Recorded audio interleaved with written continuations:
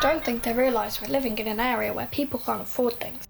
It might be a quid to get equipment, but I can't go up to my mum and say, "Mum, can I have £1 so I can get some equipment?" You can't afford it, and you get a comment for having no equipment, and then you're put in seclusion when you get comments, which means you miss out on your education because you can't afford to buy pens. It's an advantage of coming to this school opposed to another school in this town or nearby because some students have real problems affording stationery and everything else. So if this school can provide it for them, it's less to worry about. They don't have to worry about whether they have a calculator for the maths test or whether they have the equipment for art. It sort of depends on what sort of family issues you might have, because if, say, you didn't have very much money and you can afford a certain part of your school uniform, like the school was to pay for it, of course that'd be really nice.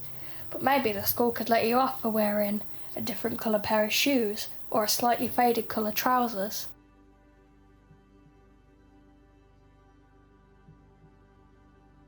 In music in the school, we only have 2 music teachers to teach big groups of people, so the classroom is always full of the large amount of people that don't really get on with their work, which is causing stress for teachers. Our English teacher just bought a box of pens from somewhere. That shouldn't be her responsibility. The school should give her pens.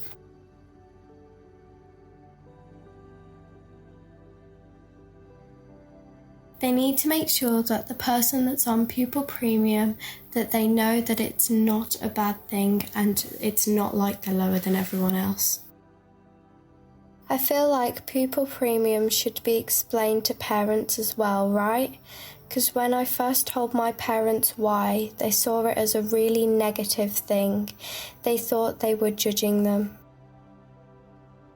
I think what just the overall main problem with any school is they try and teach every single child as a group rather than just identifying them through the actual identity of the student. I'm sorry, but I'm not the person sat next to me. I need different stuff. I mean, I'm going to say I'm smart and I get it, but maybe the person next to me isn't, so they need help, but we get taught the same lesson.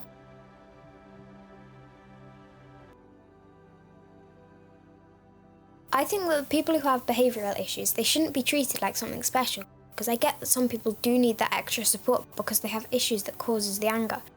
If you don't teach them how to behave properly like everyone else, then they're never going to actually learn to behave and what the consequences actually are. There is quite a social hierarchy, whether you want to admit it or not, and it's so sad. There are people at the bottom, some people who are the sweetest, most kind people you'll ever get to meet, but then right at the top are the ones that never get told off. And normally, nobody gives a proper reason. I said to the head teacher, "Why can't we wear skirts anymore?" She said, "Don't question me. Go and sit down." It's so annoying. There's no student voice.